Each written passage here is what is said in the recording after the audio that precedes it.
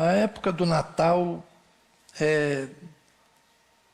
ela é interessante para muitos pregadores. Há pregadores que gostam muito da época do Natal. Eu vou fazer uma confissão para vocês. Para mim, a época do Natal é uma época mais difícil para pregar. É uma sensação minha, não é? Uma sensação minha. Nós precisamos renovar a história de Natal. Nós precisamos sempre contar a história de Natal. Porque a versão comercial do Natal já está impregnada na cultura. A versão Papai Noel, a versão Shopping Center, a versão Perdigão, Chester, Seara, Sadia, Aurora. Eu voltei lá agora de Chapecó. Tenho que fazer propaganda da Aurora, né? Então, isso tudo já está na cultura da gente. E às vezes ela se perde. A história real do Natal se perde no meio destas alvoroçadas comemorações. No passado, era uma festa de família. Depois foi virando amigo secreto de empresa. Agora, nós falamos muito em confraternização. São jantares de confraternização. Os restaurantes, as casas de evento estão com as agendas lotadas pelas confraternizações. O que é confraternizar? Fraterno é irmão, do italiano. Fratello, irmão, sorella, irmã. Tem um filmezinho interessante. Essas comediazinhas românticas bobinhas, Fratello e Sorella. Não vale a pena perder 1h20 com ela. Mas assim, a fraternidade, a confraternização, virou mais assim um encontro de quê? Comilança também, não é? E o amigo secreto deixou de ser amigo para virar até, não vou dizer que é inimigo secreto, mas tem aqueles de brincadeira, coisa assim também. Como é que chama quando é brincadeira? Amigo da onça. Puxa vida, eu estou desatualizado, né? Então, assim, percebam como, com o passar do tempo, as coisas vão se modificando e a data do Natal vai ficando empobrecida. E é por isso que em dezembro eu gosto de pregar sermões que reflitam os textos natalinos. Mas a gente sempre vai cair em Mateus ou Lucas. Ou talvez algumas alusões a Jesus que a gente possa extrair lá do texto de Isaías. Mas semana passada, como eu disse, eu estava em Chapecó. E eu fui para um culto de formatura no sábado. Um antigo aluno aqui do seminário, há mais de 20 anos, amigo do Elton, meu e de outros colegas pastores, está radicado em Santa Catarina há algum tempo, fez lá um curso teológico na igreja que ele congrega, meio corajoso, ousado, e formando a primeira turma, ele me telefonou já há alguns meses se eu poderia ir para participar do culto de formatura. Eu achei interessante a proposta. Então eu fui, na verdade, para um culto de formatura. E eu já estou entediado, eu estou ficando velho, gente, estou ficando cansado dessas coisas. E as nossas formaturas aqui de Brasília eu já as suporto. Mas eu fui animado para lá. E em uma das falas do orador de uma turma, um pastor chileno, formado lá no seminário, ele falou algo muito interessante. Ele falou: o mundo ainda clama por justiça, verdade e esperança. Foi o que ele disse para a sua turma de teologia, para os seus colegas formandos. Nós temos um compromisso, nós temos que pregar o Evangelho, porque o mundo ainda clama por justiça, verdade e esperança. Uau! Aquela frase dele me impactou. E hoje eu queria falar de justiça, baseado no texto do Evangelho de Lucas, lendo um texto que foi lido esta manhã pela Patrícia, durante o louvor, o Cântico de Maria, o Magnificar. Pode abrir. Vamos ver se quem está lá em cima sabe. Onde estaria o cântico de Maria? O Magnificat. Lucas, capítulo 1, verso 46. Quando Maria encontrou-se com sua prima, Isabel, ambas grávidas, Maria grávida de Jesus, Isabel grávida de João Batista, o texto sagrado diz que elas, ao se encontrarem, as crianças se mexeram no ventre. E então Maria ouviu de sua prima uma expressão muito bonita, né? Isabel, antes de ler o texto que eu falei, né? Isabel disse para Maria: bendita é você entre as mulheres, bendito o fruto do seu ventre. Quem disse isso para Maria foi Isabel, sua prima, mãe de João Batista. É uma honra para mim receber a visita da mãe do meu Senhor. Olha que linda. Isabel já sabia que estava falando com a mãe do meu Senhor.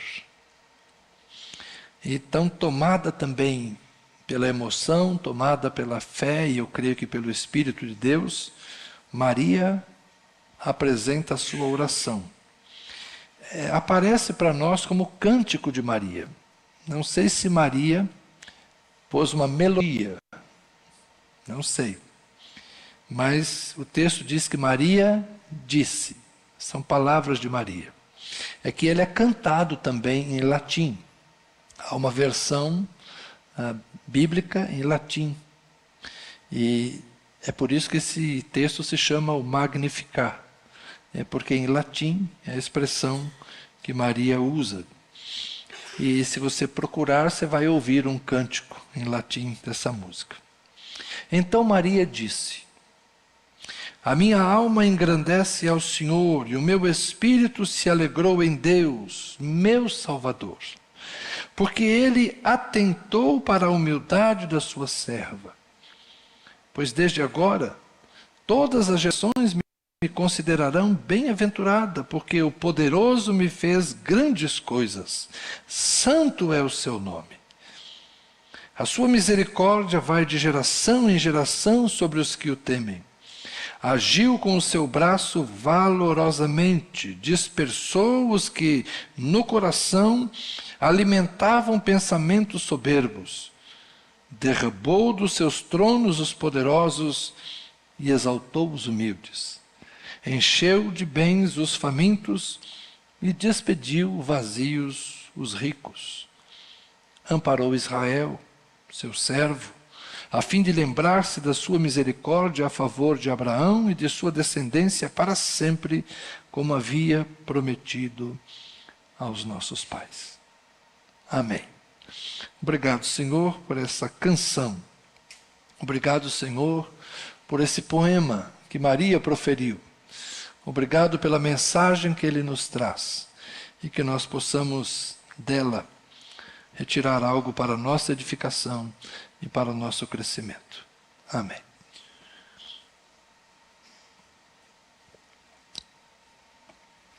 Justiça é algo que se deseja no mundo desde há muito tempo. Porque justiça não é algo que se encontra com facilidade. Eu poderia dizer que paz e justiça são construções sociais. A gente precisa se esforçar para construir um ambiente em que haja justiça e, havendo justiça, portanto, desfrutemos da paz. É por isso que a paz também é rara. Não há paz sem justiça.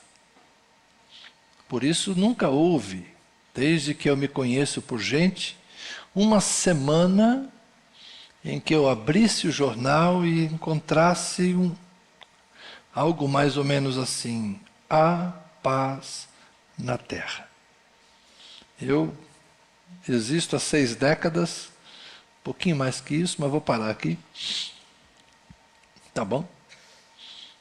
Sempre li que havia conflito em algum lugar do mundo. Hoje nós temos as guerras que já estavam na mídia há poucos dias, e a gente pouco fala delas, embora elas continuem acontecendo.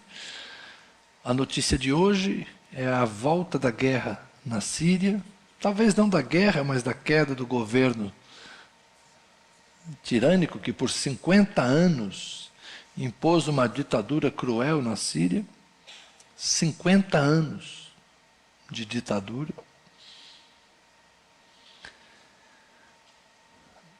E depois disso a gente não sabe o que vai acontecer. Caiu uma ditadura, mas haverá paz na Síria? Haverá justiça na Síria? Os presos políticos foram tirados do cárcere, mas significa que daqui para frente haverá justiça na Síria? Nós não sabemos. Temos que esperar para ver. Então eu nunca habitei neste mundo uma semana em que eu soubesse que não havia conflito em algum lugar. E assim eu, humano, sei das guerras. Imagine o Senhor nosso Deus, que lá de cima contempla toda a criação e conhece as histórias. Quanta injustiça, quanta guerra, quanta violência Deus não assiste na terra. Há um clamor por justiça. Ora, quem clama por justiça é porque se sente injustiçado. E Maria, de certa forma, no seu canto, fala da visitação de Deus. Louvo a Deus porque Ele atentou para a humildade de sua serva. Ela se percebe como apenas uma camponesa. Ela estava na Galileia. A gente não sabe exatamente as circunstâncias em que vivia Maria até então, mas é uma camponesa na Galileia, é uma pessoa que teoricamente não tem nada de especial, mas Deus olhou para aquela mulher na sua humildade e a abençoou de uma forma extraordinária. A mensagem do anjo é: descerá sobre você o Espírito Santo e você conceberá e dará à luz a um filho. Então Maria, nessa ocasião em que ela canta, já se encontra grávida, como eu disse, ela já está abençoada, ela está cheia da unção de Deus, ela carrega consigo o Filho de Deus em seu ventre, ele está sendo entretecido dentro dela, e Maria já alimenta as suas expectativas espirituais. Ela entende que Deus está agindo.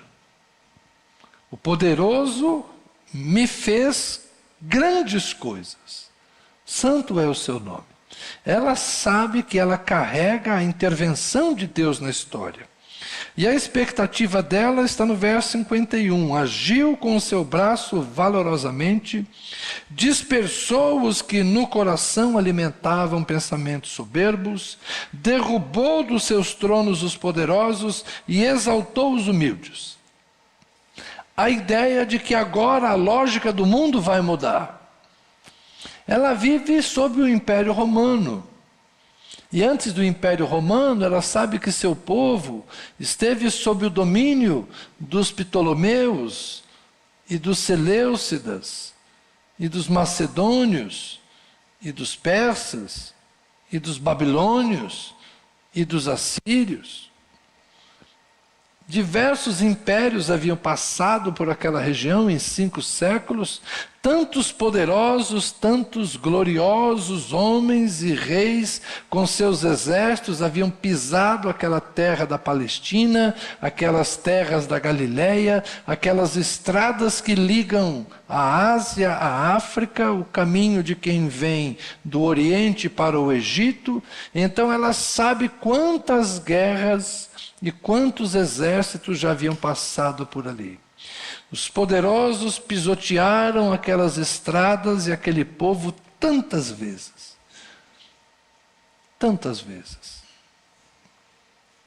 Quem eles são? Um povo pequeno, um povo humilde. E os humildes não têm muita escolha, porque os poderosos vêm e os subjugam, os escravizam, invadem suas terras, saqueiam seus campos, destroem suas cidades, derrubam suas muralhas, queimam suas casas, violam suas mulheres, escravizam seus filhos, matam seus homens. Assim os poderosos agem sem piedade, sem escrúpulo, tudo a título de conquistarem, de se imporem, de demonstrarem força e acumularem cada vez mais riqueza. Os poderosos desse mundo não têm compaixão, os poderosos desse mundo não têm coração, não têm honra, não têm amor. Esse é o mundo que Maria conhecia, o mundo dos oprimidos, porque ela vivia na classe dos oprimidos. Ela era camponesa, ela era mulher, ela era uma israelita, ela vivia na Galiléia dos gentios, ela era pobre, ela era uma oprimida. Mas ela clamava, ela ansiava por justiça. E o que estava no seu ventre era a manifestação de Deus. Deus está vindo. Mas Deus está vindo na forma de uma criança. Essa é, talvez, a maior das ironias. O reino de Deus, como disse Jesus, é como uma semente de mostarda que alguém lança no solo e ele cresce e se torna um grande arbusto. Quem vê a semente não tem ideia do tamanho da árvore.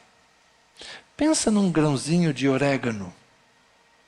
É mais ou menos um grãozinho de orégano, a folhinha daquela do orégano.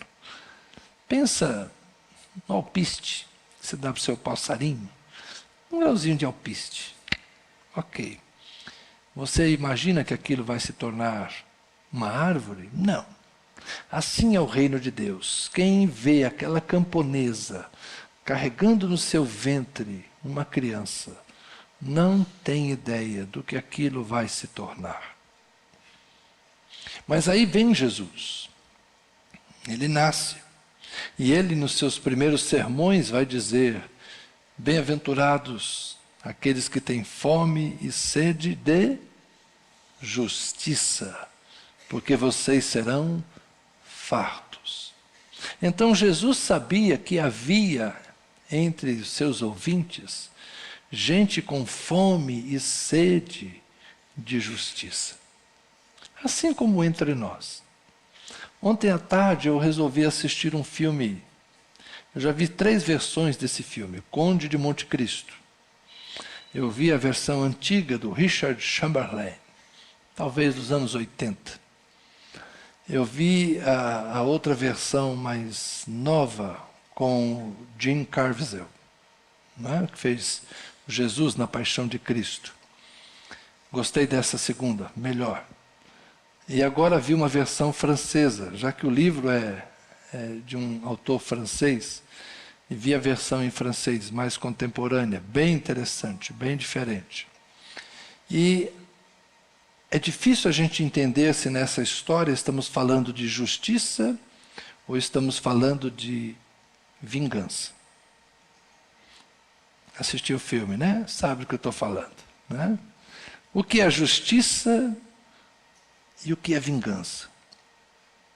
Muitas vezes nós temos sede de vingança. É como esses acidentes que acontecem, ou como esses crimes que acontecem de bala perdida, ou de atropelamento, ou até mesmo uma violência deliberada, e as famílias vão dizer: nós queremos justiça. Aconteceu agora o julgamento dos 3 policiais rodoviários federais que colocaram aquele homem dentro do camburão, usaram gás lacrimogênio, provocaram a morte dele, e a família no final do julgamento diz: nós queríamos justiça. Na verdade, o que as pessoas parecem estar expressando justiça, mas estão querendo é que seja vingança. Eles têm que pagar. Mas como é que você paga a vida de alguém? Algum preço paga a vida de alguém? Algum preço paga uma criança que morreu por uma bala perdida? Tem como restituir? Justiça seria restituição, mas como eu posso restituir? Então a gente vive num mundo em que as pessoas clamam por justiça, mas no fundo, elas estão em geral expressando vingança. E será que a gente pode falar da justiça de Deus nessas mesmas categorias? Às vezes sim, porque quando a Bíblia fala de vingança, fala assim: não vinguem-se, não se vingue você a si mesmo, mas deixa com o Senhor. A vingança pertence a Deus. Então, seja justiça ou seja vingança, deixa na mão de Deus. Apocalipse 5, se não me falha a memória, a alma dos que foram martirizados, elas estão lá debaixo do trono clamando: até quando, Senhor? Até quando não vingarás a morte dos teus santos? Então, vingança e justiça estão juntas, inclusive quando a gente fala de Deus, quando a gente fala da Bíblia, é muito difícil a gente separar uma coisa da outra, exceto quando a gente olha para Jesus. Quando eu olho para Jesus, eu não consigo enxergar justiça como vingança. É por isso que Jesus é o Espírito. Quando a gente fala de Natal, a gente tem que falar de Jesus, porque Jesus é tudo diferente. Maria imaginava que Jesus derrubaria dos tronos os poderosos e exaltaria os humildes. Nós vamos virar o jogo. É mais ou menos a Revolução Russa em 2017. Vamos matar os nobres, vamos matar os aristocratas, vamos matar a família do czar, e agora o proletariado vai chegar ao poder. Os nobres vão morrer e os plebeus vão assumir o poder. O que se fez foi criar uma nova classe de opressores e dominadores. Trocou-se a aristocracia pela máquina do partido, que também se tornou uma elite opressora. Ou seja, o mundo não produz poder com justiça. O mundo sempre produz poder com tirania. É uma questão de tempo. É uma questão de tempo. Para que quem esteja no poder se deixe embriagar pelo poder, se deixe contaminar pela semente da violência, da força, da tirania, e dali a pouco a pessoa se agarra ao poder e não larga mais. É como a reeleição do Maduro na Venezuela, a reeleição do Putin na Rússia, a eleição do Xi Jinping na China. Eleições democráticas e livres. É uma beleza esse mundo. Vocês entendem o que eu estou falando? Eu sei que parece que estou falando de política, mas estou tentando que vocês entendam que este é o mundo. Esse é o mundo real. E se a gente pensar nas democracias europeias, na democracia brasileira, na democracia norte-americana, a gente, se olhar com exatidão, a gente vai ver que o poder continua sempre na mão de um grupo de pessoas, que o dinheiro continua sempre na mão de algumas pessoas e que podem mudar os rostos, mas as estruturas corruptas estão sempre sobrevivendo de um jeito ou de outro. Então o mundo clama por justiça, seja na Síria, seja na Palestina, seja no Afeganistão, mais uma vez sob o domínio dos talibãs. Pensem, meninas, começou tudo de novo lá. Mais uma vez as mulheres oprimidas, tiradas das escolas, tiradas das universidades, tiradas das suas atividades econômicas e devolvidas para o lar, condenadas a serem apenas alegres mães de seus filhos. Não que isso seja ruim, mas reduzir a vida de uma mulher a ser uma reprodutora dona de casa é, no mínimo, humilhante. É por isso que Deus olha para os humildes. E Deus quer exaltar os humildes. Deus quer levantar os humildes da sua humilhação. Eu creio que Deus quer libertar as meninas de Cabul, as meninas afegãs. Eu creio que Deus quer libertar as meninas hindus, que são negociadas por seus pais com 12, 13 anos e entregues a homens às vezes que poderiam ser seus avós. Eu creio que Deus quer libertar aqueles que estão trabalhando num regime praticamente de escravidão, sejam homens ou sejam mulheres. Eu creio que Deus quer libertar os povos que estão sendo oprimidos por outros povos que, por terem mais armas, se tornaram opressores. Eu creio que Deus gostaria e quer derrubar todas as tiranias que há no mundo. Mas substituí-las pelo quê? Por novos tiranos? Vocês entendem? Eu e Tânia estávamos conversando. O que vai acontecer com a Síria? O mesmo que a Líbia? Muammar Gaddafi morreu. A Líbia melhorou? Saddam Hussein morreu no Iraque. O Iraque melhorou? Foi pacificado? Vocês entendem? Substituir ditadores, substituir opressores, isso não tem nada a ver com Deus.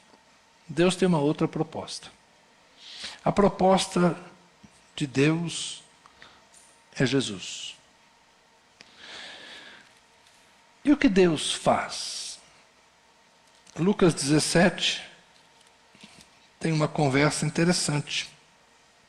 Lucas 17, 20. Indagado pelos fariseus sobre quando viria o reino de Deus, Jesus lhes respondeu: o reino de Deus não vem com visível aparência. Nem dirão, ele está aqui, ou lá está ele. Porque o reino de Deus está entre vocês. A seguir, Jesus disse aos seus discípulos: virá o tempo em que vocês desejarão ver um dos dias do Filho do Homem, mas não verão. E dirão a vocês, ele está aqui, ou lá está ele. Não saiam nem sigam essa gente, porque assim como o relâmpago que resplandece e brilha de uma extremidade do céu até a outra, assim será no seu dia o Filho do Homem. Mas é necessário que primeiro ele padeça muitas coisas e seja rejeitado por esta geração. Assim como foi nos dias de Noé, será também nos dias do Filho do Homem. Comiam, bebiam, casavam-se, davam-se em casamento, até que, o dia em que Noé entrou na arca, veio o dilúvio e destruiu a todos. O mesmo aconteceu nos dias de Ló. Comiam, bebiam, compravam, vendiam, plantavam, edificavam, mas no dia em que Ló saiu de Sodoma, choveu do céu fogo e enxofre e destruiu todos. Assim será no dia em que o Filho do Homem se manifestar. Observe bem, hein? Destruiu todos. Assim será no dia que o Filho do Homem se manifestar. Naquele dia, quem estiver no terraço, na parte superior da casa, e tiver os seus bens em casa, na parte interna, não desça para tirá-los. E de igual modo, quem estiver no campo, não volte para trás. Lembrem-se da mulher de Ló. Quem tentar preservar a sua vida, a perderá, e quem a perder, esse a salvará. Digo a vocês que naquela noite, 2 pessoas estarão numa cama, uma será levada e a outra será deixada. 2 mulheres estarão juntas moendo trigo, uma será tomada e a outra será deixada. Então perguntaram a Jesus: onde será isso, Senhor? E ele respondeu: onde estiver o corpo, aí se ajuntarão também os abutres. Abutre aqui é uma boa tradução. Então, Jesus veio trazer justiça. E o que é a justiça? É o reino de Deus. O reino de Deus está entre nós. Entre nós aqui. Alguém aqui tem sido oprimido pela igreja? Espero que não. Nós não podemos ser opressores nem oprimidos. Entre nós devemos viver numa condição de cidadãos do reino em que todos estão sendo tratados com dignidade e paz. Nós devemos ser um microcosmo do reino de Deus. Nós devemos ser uma demonstração do que seria este mundo se ele fosse governado realmente pelos valores do reino de Deus. Esse é o ideal de Jesus para os seus discípulos. Jesus quer que nós sejamos sal da terra e luz do mundo. Isso significa que nós podemos ser uma sociedade diferente. É bem verdade que nós não podemos dizer que os países cristãos, a cristandade, construiu esse ambiente. Infelizmente não dá para dizer isso. Poderia, mas não é. Mas como igreja, como corpo de Cristo, como comunidade local, nós temos que construir um ambiente, por isso que eu chamo que é um microcosmo, é um pequeno lugar onde a gente consegue viver os valores do reino de Deus. Isso aconteceu e está descrito lá em Atos capítulo 2, daquele pequeno grupo que logo se tornou até um pouco mais numeroso em Jerusalém. Eles repartiam tudo o que tinham, viviam com igualdade, com simplicidade, oravam juntos, compartilhavam a palavra, cuidavam uns dos outros. É um microcosmo. Era um ambiente tão agradável que as outras pessoas olhavam e ficavam admiradas deles. E eles caíam na graça do povo e mais gente queria se juntar a eles. A igreja deveria ser um espaço onde todos fossem igualmente aceitos, valorizados, amados, bem cuidados, respeitados, dignificados, ensinados, pastoreados, cuidados, amados. Nós deveríamos nos esforçar para construir entre nós um espaço onde houvesse igualdade. Ninguém fosse demasiadamente rico, enquanto o outro é demasiadamente pobre. Pastor, estou falando de quê? De comunismo? Não, estou falando de justiça. Tem gente que tem mais dinheiro do que pode gastar nesse mundo. Nenhum de nós aqui. Nenhum de nós está nessa condição. Mas tem gente que tem menos do que precisa para viver. E essa é uma das incoerências deste mundo, em que se gasta mais com armas do que com comida, em que as pessoas têm acesso a certas tecnologias para determinadas coisas, mas não conseguem fazer exames clínicos para detectar um câncer de mama, ou um câncer de próstata. Em que a gente tem dinheiro para gastar com coisas que a gente não precisa, mas não consegue oferecer para aqueles que realmente necessitam, coisas fundamentais. Em que alguém vai no shopping e compra uma bolsa de 20 mil reais e há crianças que estão descalças. Não faz sentido isso. Não faz sentido que alguém faça uma bolsa pensando que vai vendê-la por 20 mil reais. Acho que eu estou chutando baixo, porque parece que tem bolsa que vale muito mais do que isso. Mas não faz sentido que alguém fabrique um utensílio que poderia ser feito na China e custaria muito mais barato. De um produto sintético, uma vaca não teria que morrer para alguém comprar uma bolsa tão cara. Vejam bem, eu só estou dizendo como esse mundo é incoerente.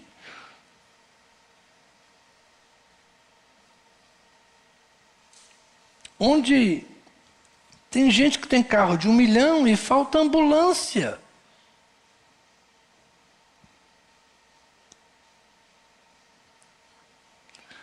Em que jovens destroem carros de 700, 500 mil reais, matando, dirigindo feito abestado, porque abestados são.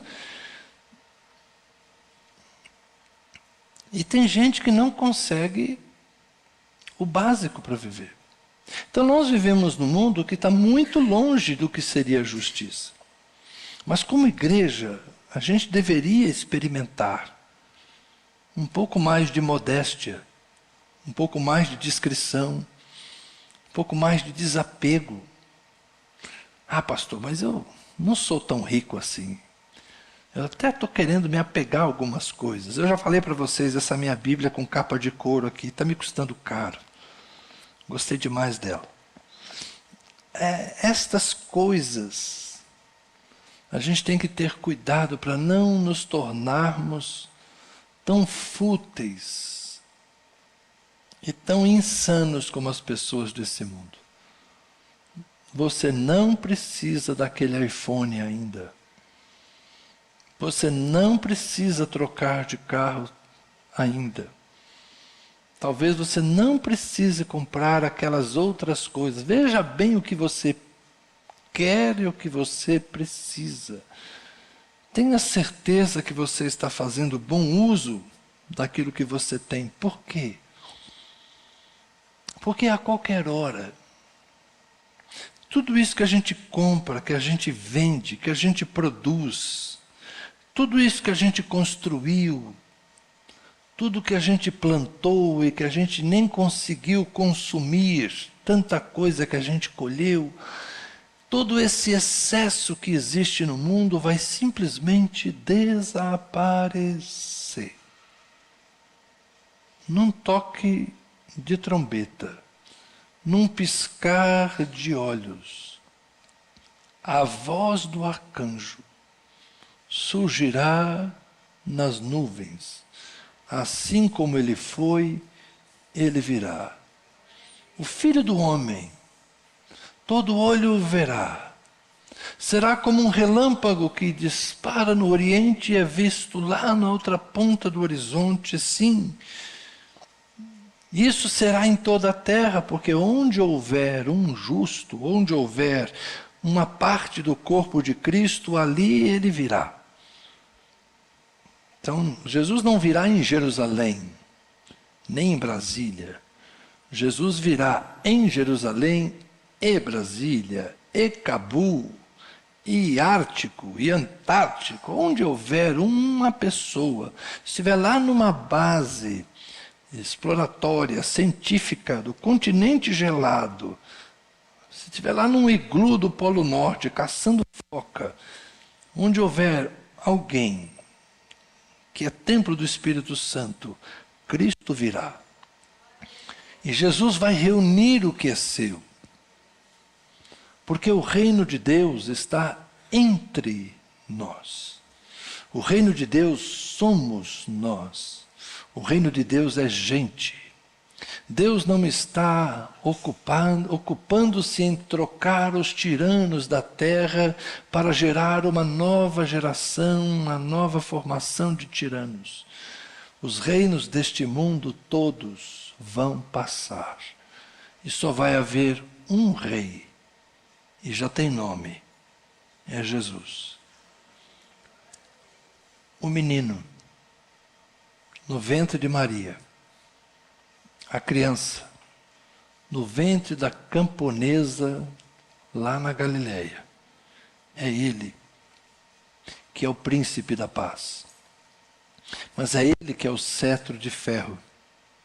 É ele que é a espada bigúmia, que trará justiça sobre as nações. Deus em Cristo julgará todos os povos da terra. É uma espada de dois gumes. Uns serão julgados para a salvação e outros serão julgados para a condenação. Quando ele se manifestar, trigo e joio serão separados. Quando ele se manifestar, peixes bons de peixes ruins serão separados. Quando ele se manifestar, as virgens sábias e prudentes e as virgens nécias e loucas serão manifestadas. Quando ele se manifestar, então novamente, como disse o profeta, nós saberemos a diferença entre o justo e o ímpio, entre o que teme a Deus e o que não teme a Deus. Esse nosso mundo tem esperança. E a esperança é Jesus. Nós que clamamos por justiça, devemos nos esforçar hoje para sermos justos. A melhor forma de realmente lutarmos por justiça é sermos justos. Seja justo com seus pais. Dê a eles a dignidade, a honra que eles merecem. Mas se eles não foram muito bons e eles não merecem a honra, seja misericordioso, como misericordioso é teu Pai que está nos céus. Alguns pais e mães não merecem o respeito dos filhos, mas que recebam por misericórdia e tenham uma velhice digna, apesar de talvez não terem tido uma juventude, uma maternidade, uma paternidade muito responsável. Mas também nós que somos pais e avós, tratemos os nossos filhos com a dignidade que eles merecem. Eles não são nossos escravos, eles não são nossos servos, eles não estão vivendo para reproduzir os nossos comportamentos ou para viverem os nossos sonhos. Eles merecem a liberdade, eles merecem a dignidade, eles merecem o respeito, eles merecem a própria identidade. Vamos ajudá-los a ser quem eles querem ser, quem eles podem ser. Vamos resolver esses problemas de geração que nós temos com perdão, com cura, com graça, com compaixão, mas também com honra, com gratidão, com respeito. Nós podemos fazer isso. Nós podemos porque somos filhos de um Deus que é justo e bom. E nós aprendemos com Ele justiça e bondade. Vamos ter relações comerciais dignas, honradas, corretas. Sofrer o dano, mas às vezes sustentar a palavra. Vamos ser íntegros, vamos ser verdadeiros. Nós podemos. A gente suporta um prejuízozinho de vez em quando. Ainda que nos tire alguma coisa hoje, Deus nos dá muito mais depois. Nós temos fé. Os outros não têm Deus por eles. Nós temos. A gente aguenta levar um prejuízo, porque a gente sabe que quem está conosco tem muito mais para nos dar. Nós podemos ser melhores que as pessoas lá fora. Nós devemos ser melhores. Vamos ser verdadeiros, vamos ser retos, vamos ser autênticos, vamos ser honestos. Vale a pena. Nós podemos, porque em nós habita o Espírito Santo de Deus. Jesus vai nos recompensar. A justiça que a gente tanto espera virá. E quando vier, virá sobre toda a terra. Maria, talvez como muitos dos seus dias, gostaria que fosse algo mais rápido. Mas Jesus disse que a gente tem que ter paciência. A vida vai seguir normal até o dia que Deus resolver. Vamos estar casando, dando-se em casamento, trabalhando, plantando, colhendo. Uns de nós serão chamados antes, talvez todos nós, cada qual ao seu tempo, mas um dia virá o juiz de toda a terra e recompensará a cada um segundo as suas obras. Creia, Deus é justo, mas Deus é santo e Deus é bom. Amém? O pessoal da música pode voltar, por favor? Vamos orar. Por gentileza, curve sua fronte. Oremos ao Senhor.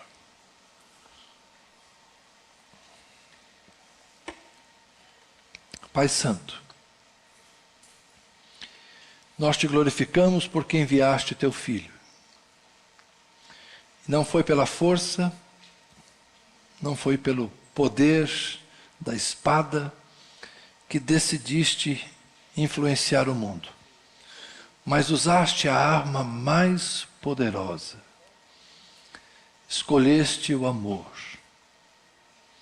Amaste a humanidade e decidiste dar a ela teu filho, para morrer por nós, para ser o mais injustiçado de todos os homens, para suportar as afrontas, para suportar a perseguição, a dor, o sofrimento, sem ter feito mal a qualquer pessoa.